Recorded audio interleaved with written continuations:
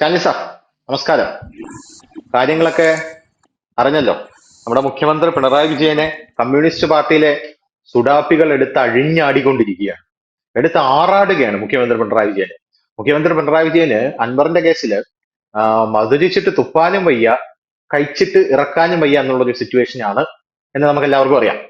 ഇപ്പോ അൻവറിന്റെ കേസിൽ നമ്മളൊന്ന് പരിശോധിക്കുകയാണെങ്കിൽ അൻവർ പറയുന്നത് ഈ സ്വർണം പൊട്ടിക്കലിനെ കുറിച്ചാണ്. സ്വർണം, അതായത് കരിപ്പൂരിൽ വന്ന് പിടിക്കുന്ന സ്വർണം പൊട്ടിക്കുന്നു, അതിൽ പോലീസ് പങ്കിട്ടെടുക്കുന്നു. പോലീസ് ഇപ്പൊ 900 അൻവർ മറ്റേ കാരിയറിനെയൊക്കെ കൊണ്ടുവന്നു. കൊച്ചു കുട്ടിയാ കേട്ടോ, കാരിയറൊക്കെ കൊച്ചു, ഇപ്പൊ തങ്ക കട്ടിയാ, കൊച്ചു കുട്ടിയാ.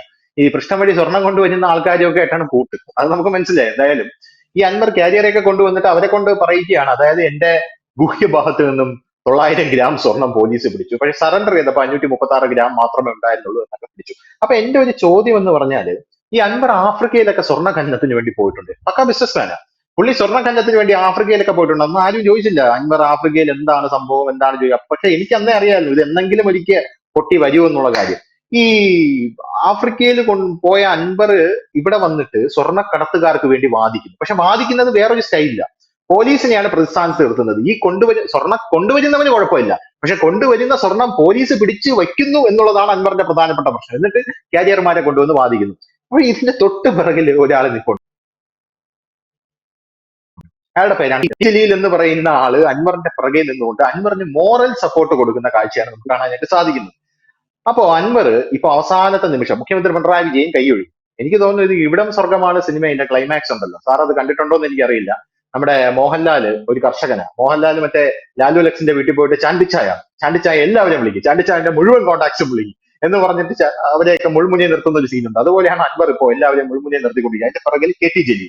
ഈ കെ ടി ജലീൽ പുറകിൽ നിന്ന് മോറൽ സപ്പോർട്ട് കൊടുക്കുകയാണ്. അൻവറിനെ പാർട്ടി തള്ളി പറഞ്ഞിട്ട് പോലും കെ ടി ജലീൽ പറഞ്ഞത് ഒരിക്കലും അൻവറിനെ തള്ളി പറയാൻ പാടില്ല, അൻവറിനെ നമ്മൾ സംരക്ഷിച്ച് പിടിക്കണം എന്നാണ് ജലീൽ പറഞ്ഞിരിക്കുന്നത്.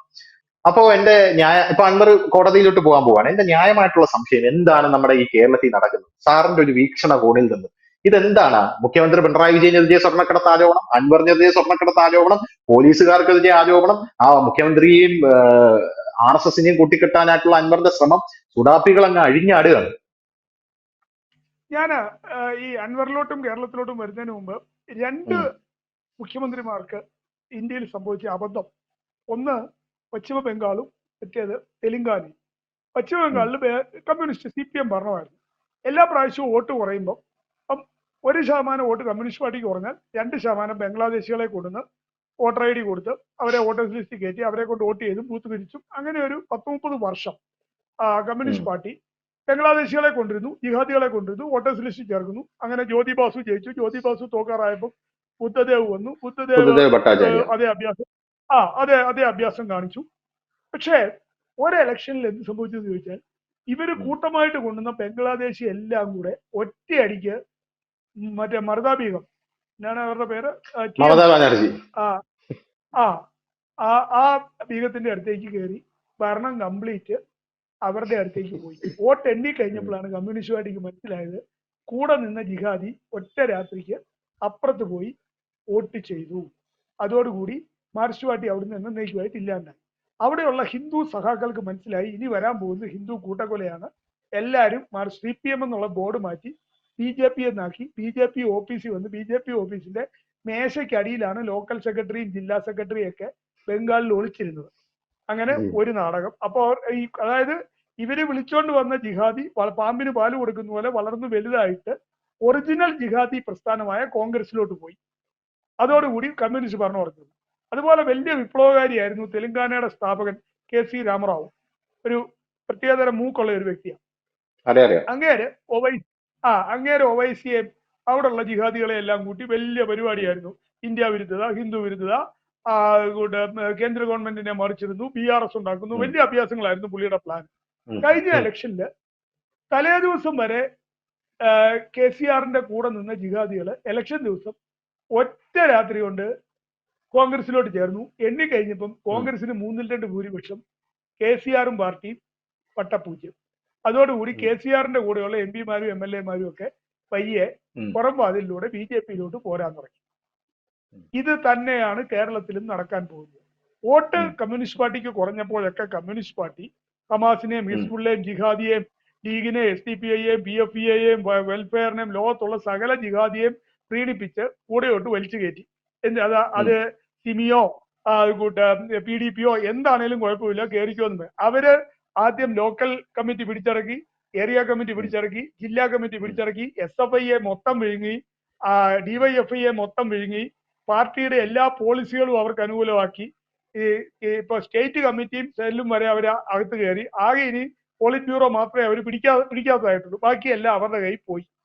പല നേതാക്കന്മാരെ അവർ വിലയ്ക്ക് വാങ്ങി. ഇതിലെല്ലാം ഉപരിയായിട്ട് പ്രധാന നേതാക്കന്മാരുടെ പെമ്മക്കളെയൊക്കെ ജിഹാദിയെ കൊണ്ട് കെട്ടിച്ചു. സാധാ ചോട്ട കമ്മികളുടെയൊക്കെ പെമ്മക്കളെയൊക്കെ ജിഹാദി 2ാം കല്യാണവും 3ാം കല്യാണവും 4ാം കല്യാണവും കഴിച്ചു. അങ്ങനെ ഇവരുടെ കുടുംബജീവിതവും കുടുംബവും വരെ താറുമാറായി. മാർക്സ് പാർട്ടി മാത്രമല്ല അലങ്കോലപ്പെട്ടത്, ബംഗാളിലും കേരളത്തിലും ഒക്കെ മാർക്സ് പാർട്ടി മാത്രമല്ല, അവരുടെ കുടുംബം തീർന്നു, അവരുടെ സമാധാനം തീർന്നു, അവരുടെ പെണ്ണുങ്ങളും പോയി. ഇതാണ് അവരുടെ ഇപ്പോഴത്തെ അവസ്ഥ. ഇത് പുറത്ത് പറയാൻ പറ്റത്തുമില്ല. ഇത് വെച്ചാണ് ബ്ലാക്ക് മെയിൽ ചെയ്യുന്നത്, ഈ ജിഹാദികൾ ബ്ലാക്ക് മെയിൽ ചെയ്യുന്നത്. ഇവരാരെങ്കിലും ഏതെങ്കിലും ഒരു നേതാവ്, കേരളത്തിലെ ഇടത് നേതാവ് ജിഹാദികൾക്കെതിരെ വാ തുറന്നാൽ അവന്റെ വീട്ടിലെ കാര്യങ്ങൾ ഇവന്മാര് നെറ്റിലിടും. അതുകൊണ്ട് ആർക്കും മിണ്ടാൻ പറ്റത്തില്ല. ഇതാണ് ഈ പിണറായിയുടെ കൂടെ ആള് കൂടാത്തതിന്റെ കാരണം. ആള് കൂടി കഴിഞ്ഞാൽ അവൻ നാറും.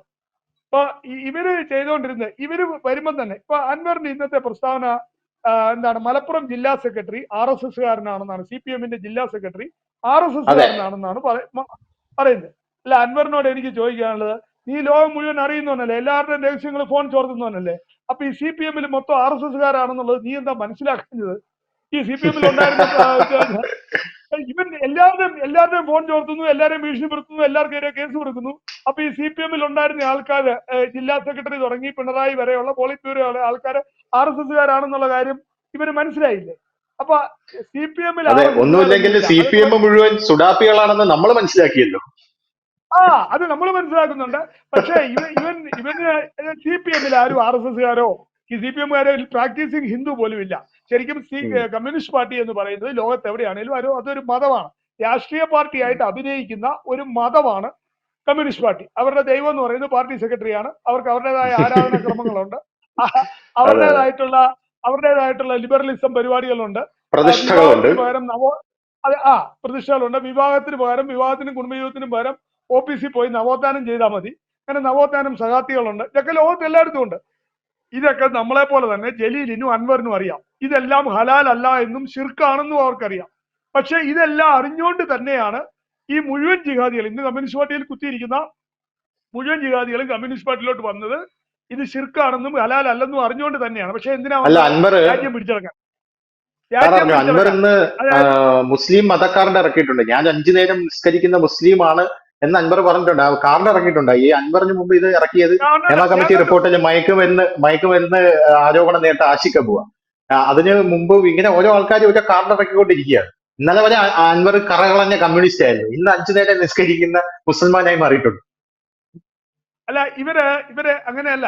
അൻവർ അന്നും ഇന്നും അങ്ങനെ തന്നെയാണ്. അതായത് ഡേ ടൈം കമ്മി, നൈറ്റ് സുഡാപ്പി, ഡേ ടൈം കമ്മി, നൈറ്റ് ജിഹാദി. അതായത് പകല് കമ്മിയായിട്ട് മുണ്ടൊക്കെ കയറ്റി മണിഞ്ഞു കുത്തി ചുവന്ന അണ്ടർവെയർ ഒക്കെ കാണിച്ച് കമ്മിയാണെന്നും പറഞ്ഞ് റോഡിൽ കൂടെ നടക്കും. വൈകുന്നേരം ആകുമ്പം വീട്ടിൽ പോയിട്ട് അത് മാറിയിട്ട് പച്ച അണ്ടർവെയറും എടുത്തെടുത്ത് കൂട്ട് തിരിച്ച് തോളൊക്കെ അങ്ങോട്ട് വിട്ട് ഒരേ പാത്രത്തിൽ നിന്ന് കുത്തിയിരുന്ന് കൂട്ട് ഒറ്റ പാത്രത്തിൽ നിന്ന് തുപ്പൽ ബിരിയാണി അടിക്കും. എന്നിട്ട് പിറ്റേ ദിവസവും രാവിലെ വീണ്ടും കമ്മിയായിട്ട് അവതരിക്കും. അതായത് പകല് കമ്മി ജീവിതം, രാത്രി സുഡാപ്പി ജീവിതം. ഇതാണ് കമ്മ്യൂണിസ്റ്റ് പാർട്ടിയിലും ഇടത് പ്രസ്ഥാനത്തിലും. ഇപ്പൊ നമ്മൾ കമ്മ്യൂണിസ്റ്റ് പാർട്ടിയെ മാത്രം പോരാ, ഇതിന്റെ അപ്പുറം തീവ്രവാദികളും റാഡിക്കലൈസ്ഡിലുമാണ് കോൺഗ്രസിലുള്ള ജിഹാദികൾ. പക്ഷെ അവരിത് കുറച്ചുകൂടെ സോഫ്റ്റ് ആയിട്ട് ഡീൽ ചെയ്യുന്നു എന്നുള്ളതേ ഉള്ളൂ. വലത് മുന്നണിയിൽ, അതായത് UDF-ലും ഇന്ത്യ അലയൻസിലും ഉള്ള ജിഹാദികൾ ഈ ഇടത് മുന്നണിയിലെ ജിഹാദികളെക്കാട്ടിലും ഡേഞ്ചറസ് ആണ്, ക്രൂക്കഡാണ്. അപ്പൊ അവരാണ് ഈ കൂട്ട് വഖഫും മറ്റു പരിപാടിയെല്ലാം നിയമങ്ങളാക്കുകയും അങ്ങനെയുള്ള സച്ചാർ കമ്മീഷനും അങ്ങനെയുള്ള പരിപാടികളെല്ലാം ചെയ്തു വെച്ചിരിക്കുന്നത് അവരാണ്, വലതിലുള്ളതാണ്. അപ്പൊ ഇവർ രണ്ടുപേരും രണ്ട് രീതിയിലാണ്. ഇവർക്ക് സംഭവിച്ചിരിക്കുന്നത് ഈ സ്വർണത്തിന്റെ നികുതി മാറ്റുകയും അത് കുറ്റകരമാക്കുകയും ഒക്കെ ചെയ്തുകൊണ്ട് കേന്ദ്ര ഗവൺമെന്റ് പുതിയ നിയമം കൊണ്ടുവന്നതോടുകൂടി ഇവരുടെ ആ എക്കോ സിസ്റ്റത്തിന് ഒരു തകരാറ് സംഭവിച്ചു. അതായത് നേരത്തെ നോട്ട് നിരോധനം വന്നതോടുകൂടി കള്ളനോട്ട് പാർട്ടികൾക്കിട്ട് ഒരു പ്രശ്നം വന്നു. അതുപോലെ തന്നെയാണ് ഇപ്പൊ സ്വർണത്തിനും വന്നിരിക്കുന്നത്. അപ്പൊ അതുകൊണ്ട് ഇവര് ഈ കൊള്ള സംഘത്തിലുണ്ടായ ഒരു തർക്കമാണ് ഈ കമ്മികൾ. ജലീലിന് ഇതിലെന്താണ് ഇത്ര ഒരു അൻവറിനെ സപ്പോർട്ട് ചെയ്യ ഇത്ര തോല ജലീലിന്? പുള്ളി കൂട്ടെ സ്വതന്ത്ര കേരളത്തിന്റെ, നിങ്ങളൊരു കാര്യം മനസ്സിലാക്കണം, സ്വതന്ത്ര കേരളത്തിന്റെ ആദ്യത്തെ പ്രസിഡന്റിനെയും പ്രധാനമന്ത്രിയൊക്കെ ഇങ്ങനെ അധിക്ഷേപിക്കരുത്. ഒരു ചെറിയ വ്യത്യാസത്തിലാണ് അത് നഷ്ടപ്പെട്ടു പോയത്. അറിയോ, ചെറിയ വ്യത്യാസത്തിലാണ്. അതിപ്പം ഇവര് കാണിക്കുന്ന മര്യാദയും കോടതിയൊക്കെ ഉണ്ടല്ലോ. നാവികസേനയും കരസേനയും കേരളം, കരസേന തമിഴ്നാട് കർണാടക അതിർത്തിയിലും നാവികസേന കടലിലും കേരളം വളഞ്ഞു നിൽക്കുക. അതുകൊണ്ടാണ്. അല്ലാതെ സ്വതന്ത്ര കേരളവും ഞമ്മന്റെ രാജ്യവും കൂട്ട മലയാളം ബാൻ ചെയ്തിട്ട് അറബിക്ക് കമ്പൽസറി ആക്കുകയും അറബി പഠിച്ചവർക്ക് മാത്രം ഉദ്യോഗം കൊടുക്കുകയും, ഇപ്പൊ അറബി പഠിച്ചവർക്ക് ഉദ്യോഗം കൊടുക്കാവുള്ളൂ, സ്കൂളിൽ ഉദ്യോഗം കൊടുക്കാവുള്ളൂ എന്ന് പറഞ്ഞ് കർണാടകത്തിൽ ഇപ്പൊ നിയമം കൊണ്ടുവന്നു കഴിഞ്ഞു കോൺഗ്രസ്. അറബി പഠിച്ചവർക്കും ഉറുദു പഠിച്ചവർക്കേ പറ്റത്തുള്ളൂ എന്നും പറഞ്ഞു. അപ്പൊ അതേ രീതിയിലുള്ള നിയമങ്ങളും വെള്ളിയാഴ്ച അവധി, ഞായറാഴ്ച വർക്കിംഗ് ഡേയും, ഒത്തിരി പദ്ധതി ഉണ്ടായിരുന്നു. ജലീൽ ഒരു ബില്ല് അവതരിപ്പിച്ചതല്ലേ. അതുകൂട്ട് മദ്രസയിലുള്ളവർക്കും കുട നന്നാക്കുന്നവർക്കും ഒക്കെ IAS സാലറി കൊടുക്കുന്ന ബില്ല് അവതരിപ്പിച്ചവനാണ് ജലീല്. അപ്പൊ അതുകൊണ്ട് ഈ ജലീലിനെ അണ്ടർ എസ്റ്റിമേറ്റ് ചെയ്യല്ലേ. ജലീൽ ഒരു വലിയ പൊസിഷനിൽ വരാനിരുന്ന ആളാ. പക്ഷെ അത് കേന്ദ്രം കഴിഞ്ഞ 2 വർഷം മുമ്പ് ഈ PFI എല്ലാം കൂടി എടുത്ത് അകത്തിട്ടത് കൊണ്ട് അങ്ങ് നടക്കാതെ പോയി എന്നുള്ളതേ ഉള്ളൂ. ആ പദ്ധതി ഉപേക്ഷിച്ചിട്ടൊന്നുമില്ല. നമുക്ക് ഭൂരിപക്ഷം കിട്ടുന്നിടം വരെ ഇപ്പം മിണ്ടുന്നില്ലെന്നുള്ളേ ഉള്ളൂ. ഭൂരിപക്ഷം കിട്ടുമ്പോൾ ആ പദ്ധതി വീണ്ടും തിരിച്ചു വരും. ഞമ്മന്റെ രാജ്യം നമ്മൾ ഉണ്ടാക്കാതെ പറ്റത്തില്ലല്ലോ. അപ്പൊ അതുകൊണ്ട് അതിനുള്ള പരിപാടികളാണ് ആസൂത്രണം ചെയ്യുന്നത്. പക്ഷെ കമ്മ്യൂണിസ്റ്റ് പാർട്ടിയെ വിഴുങ്ങാനുള്ള ഇവരുടെ പദ്ധതിക്ക് ഇടയ്ക്ക് എവിടെയോ വെച്ച് ഒരു തടസ്സം നേരിട്ടു. അത് ഇവർ രണ്ടുപേരും പറയുന്നില്ല എന്താണ് കാരണം എന്നുള്ളത്. ഈ സ്വർണം എന്ന് പറയുന്നതല്ല യഥാർത്ഥ റീസൺ. അതായത് പാർട്ടി പിണറായിയോട് ഇവർ പറഞ്ഞിരിക്കുന്നത്, നീ 10 വർഷമായി ഇരിക്കാറായി, നീ മാറിയിട്ട് പാർട്ടി ജിഹാദിക്ക് കൊടുക്കുക, ഞങ്ങൾ ഇനി ഇത് നടത്തിക്കോളാം. അതായത് ലോകത്തിലെ ഏറ്റവും സ്വത്തുള്ള പാർട്ടിയാണ് ഈ CPM. സ്വന്തമായിട്ട് ചാനല്, ആശുപത്രി, മെഡിക്കൽ കോളേജ്, ബിസിനസ് സ്ഥാപനങ്ങൾ, പാർക്ക്, അമ്യൂസ്മെന്റ് പാർക്ക്, അങ്ങനെ ലോകത്ത് വലിയൊരു ഇൻവെസ്റ്റ്മെന്റ് ഉള്ള കോടതി, പോലീസ് എല്ലാം ഉണ്ട്. സ്വന്തമായിട്ട് കോടതി, പോലീസ്. പിന്നെ വേറൊരു കാര്യം കൂടെ പറഞ്ഞിരുന്നു ഇടയ്ക്ക് നമ്മുടെ കയറുപിരി ശാസ്ത്രജ്ഞൻ തോമ, അതായത് നോട്ട് അടിക്കണമെന്ന്. നോട്ടും കൂടി നോട്ട് അടിച്ചു വെച്ചിട്ടുണ്ടോ, കേദിനാറും കൂടി അടിച്ചു വെച്ചിട്ടുണ്ടോ എന്നൊരു കുഞ്ഞു സംശയമുണ്ട്. അപ്പൊ അതുകൊണ്ട് കേന്ദ്രം ഇതെല്ലാം ഒന്ന് അന്വേഷിക്കേണ്ടതാണ്. കാരണം ഇവര് നടത്തുന്ന വെളിപ്പെടുത്തലുകളിൽ നടത്തുന്ന രഹസ്യങ്ങൾ എന്തൊക്കെയാണെന്ന് കേന്ദ്രം അന്വേഷിക്കേണ്ടതാണ്. ഇതെല്ലാം സെഡിഷൻ. കേരളത്തെ ഇന്ത്യയിൽ നിന്നും വിഭജിച്ച് സ്വതന്ത്ര രാജ്യം ഉണ്ടാക്കാൻ ശ്രമിച്ചവർ നടത്തുന്ന തമ്മിത്തല്ലുകളാണ് ഇതെല്ലാം. ഇവരാരും ഇന്ത്യ ഗവൺമെന്റിന്റെ കീഴിലുള്ളവരല്ല. ഇവരെല്ലാവരും പാകിസ്ഥാനെയും ചൈനയും ഒക്കെ സപ്പോർട്ട് ചെയ്യുന്ന, പാകിസ്ഥാനെയും സപ്പോർട്ട് ചെയ്യുന്നവരും ചൈനയെ സപ്പോർട്ട് ചെയ്യുന്നവരും തമ്മിലുള്ള ഒരു കുഞ്ഞു തർക്കം, ഒരു കുഞ്ഞടി, അത്ര അവരുടെ വീട്ടിൽ നടക്കുന്ന ഒരു അടി, അത്ര മാത്രമേ ഉള്ളൂ. ഇപ്പൊ പല സീക്രട്ടുകളും പുറത്തോട്ട് വരികയാണ്. ഇവരിൽ ആർക്കെങ്കിലും സത്യം ഉണ്ടെങ്കിൽ, അല്ലെങ്കിൽ ഇവർ പറയുന്നത് ഇവരെല്ലാം ഭയങ്കര ധൈര്യശാലികളാണ്, വെല്ലുവിളിക്കുന്നു. നിങ്ങൾക്ക് ആർക്കെങ്കിലും, നിങ്ങൾ എല്ലാവരും കൂടെ കഴിഞ്ഞ 10 വർഷമായിട്ട് ഇന്ത്യയെ വിഘടിപ്പിക്കാൻ, കേരൾ മാംഗെ ആസാദി എന്നും പറഞ്ഞ് കേരളത്തെ സ്വതന്ത്രമാക്കാൻ വേണ്ടി നിങ്ങൾ ചെയ്ത പദ്ധതികളൊന്ന് വിളിച്ചു പറ. അതല്ലേ സത്യം. ഈ സ്വർണം കൊണ്ടുവന്നതും കള്ളക്കടത്ത് നടത്തിയതും കഞ്ചാവ് വിറ്റതും നാർക്കോട്ടിക് ജിഹാദും ഇതിന്റെ എല്ലാ ഉദ്ദേശം എന്തായിരുന്നു എന്ന് ചോദിച്ചാൽ, എങ്ങനെയെങ്കിലും കേരളത്തെ ഇന്ത്യയിൽ നിന്നും സ്വതന്ത്രമാക്കുക എന്നുള്ളതായിരുന്നു ഉദ്ദേശം. അത് ആണ് ഇപ്പൊ നടക്കാതെ പോയപ്പോഴാണ് അത് നീ കാരണമാണ്, ഞാൻ കാരണമാണ്, നീ പറഞ്ഞ പോലെ ചെയ്തില്ല, ഞാൻ പറഞ്ഞ പോലെ ചെയ്തില്ല എന്ന് പറഞ്ഞ് അങ്ങോട്ടും ഇങ്ങോട്ടും തർക്കിക്കുന്നത്. അപ്പൊ ഇതിൽ അതുകൊണ്ട് ഇവരെല്ലാവരും ഒരുപോലെ കുറ്റക്കാരാ. ഈ മാൻഡ്രയ്ക്കും അതെ, അൻവറും അതെ, ഒരുപോലെ കുറ്റക്കാരാണ്. അല്ലാണ്ട് ഇതിനകത്ത് മാൻഡ്രയ്ക്ക് പറയുന്നത് മാൻഡ്രയ്ക്ക് ഒരു കുറ്റവും ചെയ്തിട്ടില്ല, എല്ലാം അൻവറാ ചെയ്തത്. അൻവർ പറയുന്നു അൻവർ ഒരു കുറ്റവും ചെയ്തിട്ടില്ല, മാൻഡ്രയ്ക്കാണ് വിശ്വാസവഞ്ചന കാണിച്ചതെന്നാണ് പറയുന്നത്. പക്ഷേ ഇതിന്റെ അകത്ത് പതുങ്ങിയിരിക്കുന്ന ഒരാളും കൂടി ഉണ്ട്. അതായത് മാൻഡ്രയ്ക്ക് മാറുമ്പം മുഖ്യമന്ത്രി ആകാൻ വേണ്ടി മകളെ ജിഹാദിയെ കൊണ്ട് കെട്ടിച്ചിട്ട് ഒരു CPI നേതാവ് ഒളിച്ചിരിപ്പുണ്ട് ഇതിന്റെ അകത്ത്. നമ്മൾ ഈ പടത്തിൽ കാണും, ഇതിൽ ഒളിച്ചിരിക്കുന്ന മുയലിനെ കണ്ടുപിടിക്കുക, ഒരു കളവൊക്കെ വരച്ചിട്ട് ബാലരമയിലൊക്കെ വരും, ഈ പടത്തിൽ ഒളിച്ചിരിക്കുന്ന മുയലിനെ കണ്ടുപിടിക്കുക, അല്ല ഈ കാട്ടിൽ ഒളിച്ചിരിക്കുന്ന മാൻകുട്ടിയെ കണ്ടുപിടിക്കുക. അതുപോലെ ഈ കേരള രാഷ്ട്രീയ ക്യാൻവാസിൽ ഒളിച്ചിരിക്കുന്ന ഒരു മാൻകുട്ടിയുണ്ട്. അതായത് മാൻഡ്രയ്ക്ക് ഇറങ്ങുമ്പം അതേ ക്വാളിഫിക്കേഷൻ ഉള്ള ഒരാൾ വേണം. മകളെ ജിഹാദിക്ക് കെട്ടിച്ചു കൊടുത്ത ഒരാൾക്ക് ഇനിയിപ്പോ കേരളത്തില് ഒന്നുകിൽ ഒറിജിനൽ ജിഹാദി, അല്ലെങ്കിൽ മകളെ ജിഹാദിക്ക് കെട്ടിച്ചു കൊടുത്ത ഒരു ജിഹാദി, ഇതിലാരേലും ഒരാൾ വേണം. അപ്പൊ അതിനുള്ള പരിപാടി അത് പല പാർട്ടിയിലും ഉണ്ട്. CPI മാത്രമല്ല, കോൺഗ്രസിൽ നിന്നും ഇതേ ക്വാളിഫിക്കേഷനുള്ള ആൾക്കാർ വരുന്നുണ്ട്. അപ്പൊ അതുകൊണ്ട് അതാണ് ഇവരുടെ പദ്ധതി. അതാണ് അൻവർ പറയുന്നത്, ഞാൻ മതവിശ്വാസിയാണ്, ഞാൻ എല്ലാ മതകർമ്മങ്ങളും ചെയ്യുന്ന ആളാണ്, ഞാൻ പുതിയ പാർട്ടി ഉണ്ടാക്കാൻ പോകുന്നു, പക്ഷെ അത് ഇടതു പാർട്ടിയാണ് എന്ന് വെച്ചാൽ മാൻഡ്രൈക്കിന്റെ കൂടെയുള്ള ഒരു 10-20 MLA-മാരും 1-2 ജില്ലാ കമ്മിറ്റിയും ചിലപ്പം അൻവറിന്റെ കൂടെ പോകാൻ ചാൻസ് ഉണ്ട്. അതുകൊണ്ട് ജില്ലാ സെക്രട്ടറിയെ ടാർഗറ്റ് ചെയ്തതിന്റെ അർത്ഥം എന്താ? ജില്ലാ യൂണിറ്റുകൾ പിളർക്കാൻ പോവുകയാണെന്നാണ്. അതായത് അങ്ങോട്ട് കയറിപ്പോയ ഒരു കഥയുണ്ട്. പണ്ട് ഈ മാണി കോൺഗ്രസ് പിളർന്നപ്പോൾ ജേക്കബും മാണിയും കൂടെ പിളർന്നപ്പം എം മാണി പറഞ്ഞ ഒരു കാര്യമുണ്ട്. എന്റെ പാർട്ടിയിൽ ചേരാൻ വേണ്ടി TN ജേക്കബ് 1000 ആൾക്കാരുമായിട്ട് വരുന്നു എന്ന് പറഞ്ഞു.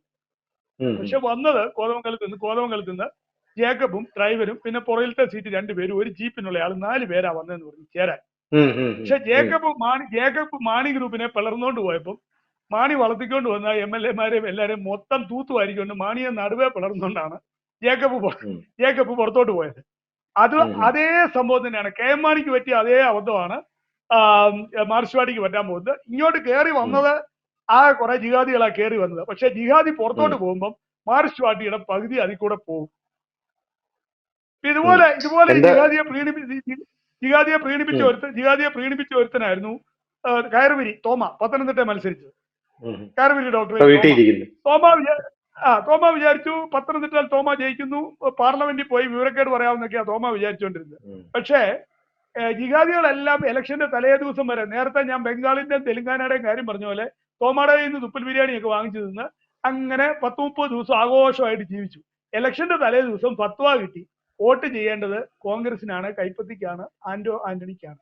എണ്ണിക്കഴിഞ്ഞപ്പം തോമ നിലത്തടിച്ച് വീണു. തോമയ്ക്ക് ഒന്നും കിട്ടിയില്ല, ആന്റോ MP ആയി. ഇതേ പ്രശ്നം തന്നെ. ഇത് മാർക്സ്വാദി പത്തനംതിട്ട നേരിടുന്ന പ്രശ്നമല്ല, കേരളം മൊത്തം അവർക്ക് ഇതേ പ്രശ്നം തന്നെയാണ്. ഇതിന്റെ ഉത്തരവാദിത്വം ഇവര് ഉപ്പ് തിന്നവൻ വെള്ളം കുടിക്കുന്നു. അതായത് ജിഹാദികളെ കൂട്ടുപിടിച്ച് ഭരണം ഉണ്ടാക്കുകയും കള്ളക്കടത്ത് നടത്തുകയും ചെയ്തവര് ഇപ്പം നാറുന്നു. അത്രേ ഉള്ള അതിന്റെ കാര്യം. അല്ലാതെ അതിന് ആരും അവരോട് സഹതപിക്കാനോ ഇതിന്റെ സൈഡ് പിടിക്കാനോ ഇല്ല. നമ്മൾ അൻവറിന്റെ കൂടെ ഇല്ല, പിണറായിയുടെ കൂടെ ഇല്ല. ഇവര് കേരളത്തെ വിഭജിക്കാൻ ശ്രമിച്ചവരാണ്. കേരള മാങ്കയെ ആസാദിക്ക് പിന്തുണ കൊടുത്തവരാണ് ഇവരെല്ലാം. ഇവരെല്ലാവരും കേരള മാങ്കയെ ആസാദിക്ക് പിന്തുണ കൊടുത്തവരാണ്. ഇവർക്ക് കൊടുക്കാനുള്ള ഏറ്റവും വലിയ ഈ 2 ഗ്രൂപ്പിനെയും കേന്ദ്രം പിടിക്കട്ടെ എന്നുള്ളതാണ്. അതെ, എന്തായാലും ഈ 2 ഗ്രൂപ്പിനെയും കേന്ദ്രം പിടിക്കട്ടെ എന്നുള്ളതാണ് സാറ് പറയുന്നത്. അത് തന്നെയാണ് ശരി. പിന്നെ വേറൊരു കാര്യം, അൻവർ ഇന്ന് കോടതിയിലേക്ക് നീങ്ങിയിട്ടുണ്ട്. ഈ സ്വർണ്ണക്കടത്ത് ബന്ധവുമായിട്ട് ബന്ധപ്പെട്ട്, ഈ പോലീസിന്റെ വിഷയവുമായിട്ട് ബന്ധപ്പെട്ട് നീങ്ങിയിട്ടുണ്ട്. അതിന്റെ ഇടയിൽ ഒരു പൂരം കലക്കിയ സംഭവവും അതിലും അജിത് കുമാറിന്റെ പേര് കേൾക്കുന്നുണ്ട്. ഇനിയിപ്പോ അൻവർ ഇന്നലെ വാർത്താ സമ്മേളനം നടത്തി പല കാര്യങ്ങൾ പറഞ്ഞെങ്കിലും ഗോവിന്ദനാണ് തിരിച്ച് വാർത്താ സമ്മേളനം നടത്തിയത്. മുഖ്യമന്ത്രി പിണറായി വിജയൻ വാർത്താ സമ്മേളനം നടത്താൻ തയ്യാറായിട്ടില്ല. ഞാൻ ഒന്ന് പഠിച്ചിട്ട് പറയാമെന്നാണ് മുഖ്യമന്ത്രി പിണറായി വിജയൻ പറഞ്ഞിരിക്കുന്നത്. അൻവറിനെതിരെ അങ്ങോളം ഇങ്ങോളം പ്രതിഷേധം നടക്കുന്നു. എന്തായാലും ഇത് ഏത് റൂട്ടിലാണ് ഇത് പോകുന്നതെന്ന് നമുക്ക് വരുന്ന മണിക്കൂറുകളിലോ അല്ലെങ്കിൽ വരുന്ന ദിവസങ്ങളിലോ കണ്ടറിയാം. അതിൽ യാതൊരു സംശയവും. എന്തായാലും ഓക്കെ, താങ്ക് യു. അടുത്ത കേരള പിറവിക്ക് മുമ്പ് ഇതിന്, അതായത് അടുത്ത 30 ദിവസത്തിന് മുമ്പ് ഇതിന്റെ അകത്ത് എന്തെങ്കിലും പരിഹാരം ഉണ്ടാവും എന്നുള്ളതാണ് എന്റെ പ്രതീക്ഷ. അപ്പൊ കേരളത്തെ ഈ ചെകുത്താന്മാരിൽ നിന്നും ദൈവം രക്ഷിക്കട്ടെ എന്ന് പ്രാർത്ഥിക്കുന്നു. Okay, thank you.